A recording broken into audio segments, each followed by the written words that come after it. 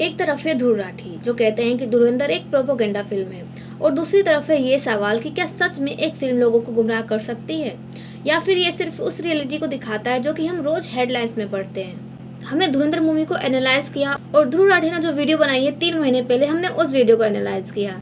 फिर हमने देखा आखिर ध्रुव राठी ने सवाल उठाए क्या है।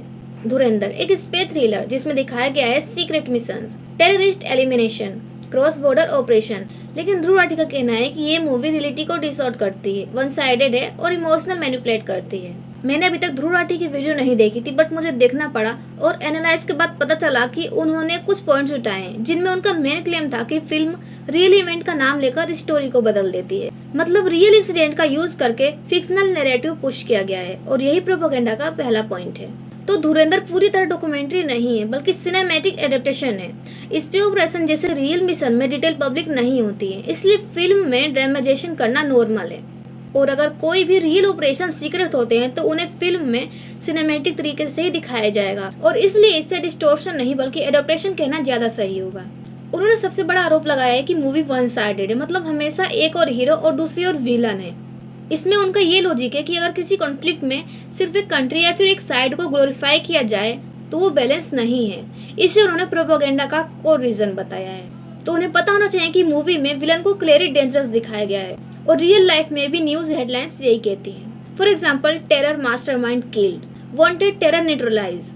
ये हेडलाइंस भारत ही नहीं बल्कि पाकिस्तान के मीडिया में भी आ जाते हैं इंडियंस को लेकर। अगर रियल दुनिया में भी टेररिस्ट को विलन कहा जाता है तो फिल्म में उसे विलन दिखाना वन साइडेड नहीं होगा, ये रियलिटी रिफ्लेक्शन है। उनके एनालाइज में ये भी पॉइंट किया गया था कि फिल्म ऑडियंस में डर, गुस्सा, स्ट्रॉन्ग नेशनलिज्म क्रिएट करती है।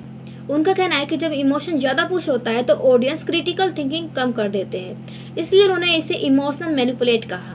लेकिन मिस्टर ध्रुव राठी को ये पता होना चाहिए कि आतंकवाद खुद में एक फियरफुल रियलिटी है, इसलिए उस पर बनी फिल्म में इमोशन आना नेचुरल है। अगर रियल इंसिडेंट ही इमोशनल है तो फिल्म में इमोशन दिखाना मैनिपुलेशन कैसे हो सकता है? ये तो रिफ्लेक्शन है ना। मिस्टर ध्रुव राठी ने ये भी सवाल उठाया, क्या मूवी में जो दिखाया गया है उसका कोई एविडेंस है, कोई सॉलिड प्रूफ है? क्या रियल डॉक्यूमेंट्स रिपोर्ट्स मैच करते हैं? ध्रुव राठी का कहना है कि फिल्म कहती है कि ये घटना हुई थी लेकिन ये नहीं दिखाते कि उसका असली सबूत क्या है। मूवी में एक बड़ा ऑपरेशन हुआ था लेकिन कौन सा ऑपरेशन, कब हुआ, किसने कंफर्म किया, ये कुछ नहीं पता। ये कहना है मिस्टर ध्रुव राठी का। लेकिन देखा जाए तो न्यूज हेडलाइंस खुद प्रूफ का बेस होती है और हर ऑपरेशन की डिटेल पब्लिक नहीं होती है। कोई भी मूवी एग्जैक्ट रिपोर्ट नहीं दिखाती लेकिन न्यूज पैटर्न को फॉलो करती है और यही इसकी ऑथेंटिसिटी है। उन्होंने इनडायरेक्टली ये भी कहा कि डायरेक्टर आदित्य धार एक स्पेसिफाई नैरेटिव पुश कर रहे हैं, यानी ये सिर्फ एंटरटेनमेंट नहीं आइडियोलॉजी ड्रिवन हो सकता है, इसलिए उन्होंने प्रोपेगेंडा टर्म यूज किया। तो हर फिल्म मेकर का पर्सपेक्टिव होता है लेकिन पर्सपेक्टिव प्रोपेगेंडा नहीं हो सकता है। फॉर एग्जाम्पल, राजी और इधर सर्जिकल स्ट्राइक, इन मूवीज में भी नेशनल एंगल है लेकिन इन्हें प्योर प्रोपेगेंडा नहीं कहा जा सकता है, क्योंकि अगर हर पर्सपेक्टिव को एजेंडा कहने लगे तो फिर कोई भी रियल स्टोरी मूवी बन ही नहीं पाएगी। धुरंधर मूवी किसी भी एक रियल घटना का कॉपी नहीं है और ये इसके डिस्क्लेमर में भी दिखाया गया है। लेकिन इसमें जो दिखाया terrorist eliminated, secret missions, cross border operations, ये सब रियल वर्ल्ड न्यूज पैटर्न से मैच करता है। प्रोपेगेंडा वो होता है जहाँ सच छुपाया जाता है, लेकिन यहाँ सच को सिनेमैटिक तरीके से दिखाया गया है और शायद यही वजह है कि ये फिल्म कुछ लोगों को अनकंफर्टेबल लगती है।